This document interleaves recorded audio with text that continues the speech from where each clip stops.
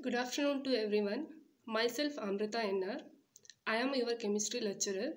Today we are going to discuss a conductometric titration of strong acid and a strong base. So strong acid means these are the acid which completely dissociate into ions in the solution is known as strong acid. Example for strong acid are hydrochloric acid. It is given by the symbol HCl.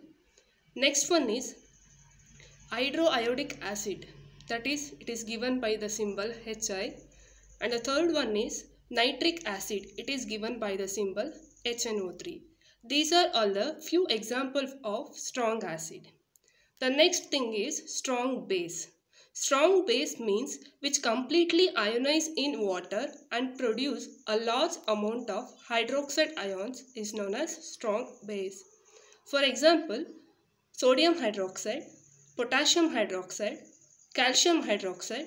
These are all the few examples for strong base. So here in this session we are going to conduct an experiment on strong acid versus strong base. So before going to know about this one, so let us study the conductometric titrations. So conductometry means measuring the conductivity of ionic solution caused by the mobility of ions towards respective electrodes in the presence of an electric field is known as conductometry. So the next thing is conductivity is measured by using conductometer. Units of conductivity is Siemens per meter. The third point is the conductivity is generally measured by using a Wheatstone bridge circuit, and a conductivity cell is made up of platinum. This is a small introduction about conductometry titration. So in the next slide we are going to discuss what are the topics involved in this PowerPoint presentation. The first thing is, in the first slide we study the introduction. The next one is principle. The third one is important definitions and relations and types of conductometric titrations, factors affecting on conductance. And the next one is advantage and limitations of conductometric titration. And the last one is application of conductometry. So let us study one by one. The first one is principle of conductometric titrations. So what's the principle behind it? Let us study the principles of conductometric titration. So this conductometric titration is a volumetric method. So in this method, it is usually based on the measurement of conductance of a solution during the titrations.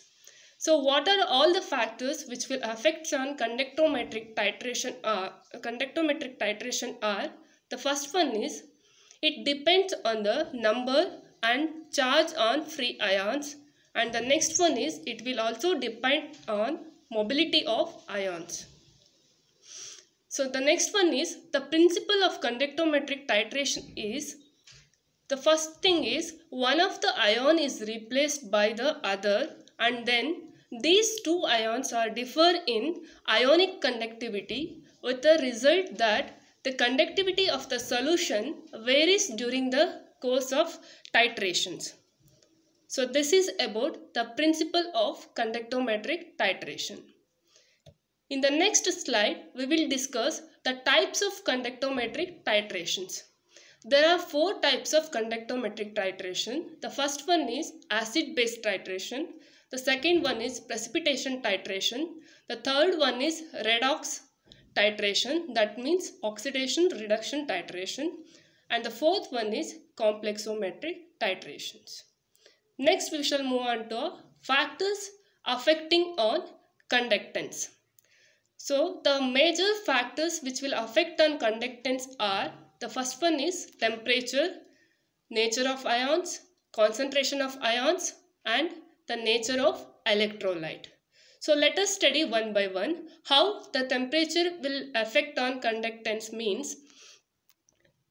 On increase in temperature, the conductance is also increases.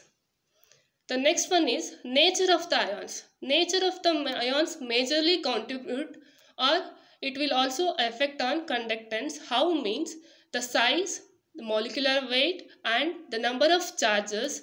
This will majorly influence on conductance. That means larger the ion, the smaller will be the conductance. The third one is the concentration of the ions. As the number of ions increases, the conductance is also increases. Okay. Then higher the concentration, lesser will be the conductance. This is about the concentration of the ions. The last factor is nature of electrolyte. Strong electrolytes ionizes almost completely in the solutions.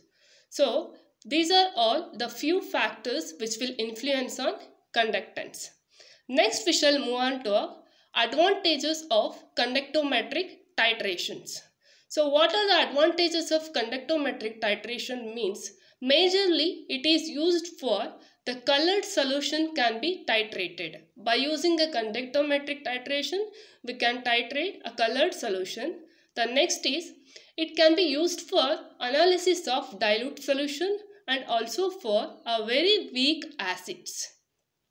The third one is it can be used for estimating the mixture of strong and weak acids present in a mixtures. The fourth advantage is it can also used for a precipitation titrations.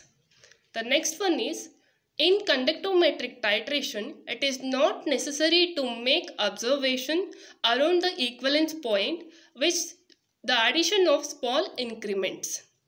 The last advantage of conductometric titration is it does not require indicators since the change in conductance is measured the conductometer. Here in conductometric titration, we are not going to use any indicator. Okay. This is all about advantages of conductometric titration. Next we shall move on to limitations of conductometric titrations. Even though it is having advantages, certain limitations, we shall also study the certain limitations of conductometric titrations. So there are, the one is the overall accuracy of the conductometric titration is limited as a technique does not permit addition of small increments of the titrant. This is the first limitation.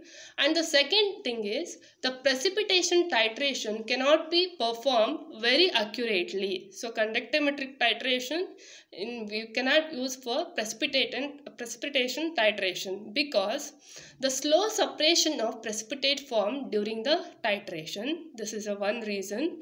And the another one is absorption of the ions in the solution and the precipitate. By these two reasons, we cannot use for precipitation titration. Even though we can use, but we cannot get accurate result. This is all about limitations of conductometric titration. So next we will discuss what are the application of conductometry. So conductometry we can use majorly used in for the determination of solution of sparingly soluble salt. That is the one application. And the next one is in order to determine ionic product of water. The third one is basicity of organic acid can also be determined by using a conductometry. And the next one is salinity of seawater, that is oceanographic work. In that case also we can use conductometric titration.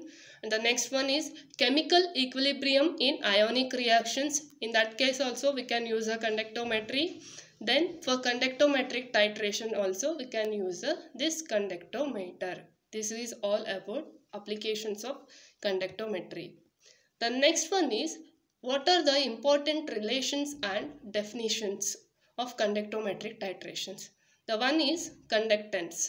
Conductance means it is given by a symbol capital G, which means the current flows per unit area of a conductor per unit potential applied and is the reciprocal of resistance, that is R. It is given by the formula G is equal to I divided by R. This is about definition of conductance. The next one is specific conductance. It is denoted by a symbol capital K, which means a conductance of a body of uniform length, and the length is represented by a symbol L, and uniform area of a cross section, and it is given by a symbol capital A. So finally we can give for this as a formula, K is equal to 1 by R into 1 by A. Next, molar conductance. Molar conductance means conductance of a solution containing 1 mole of the solute in 1000 cm of the solution, which is placed between the two parallel electrodes with R 1 cm apart. That is 1000 divided by C. This is a mathematical formula used to calculate a molar conductance.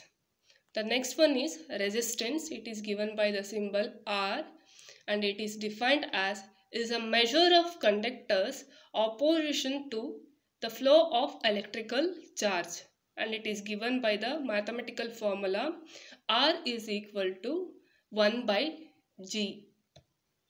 Next one is specific resistance.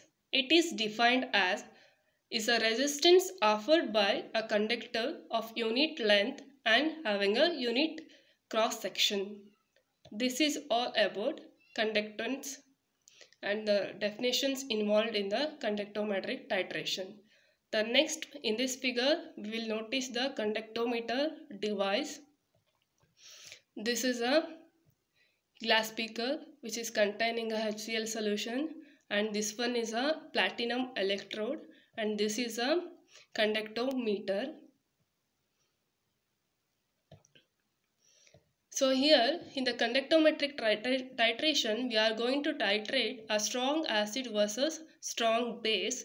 Here the strong acid is HCl and the strong base is NaOH.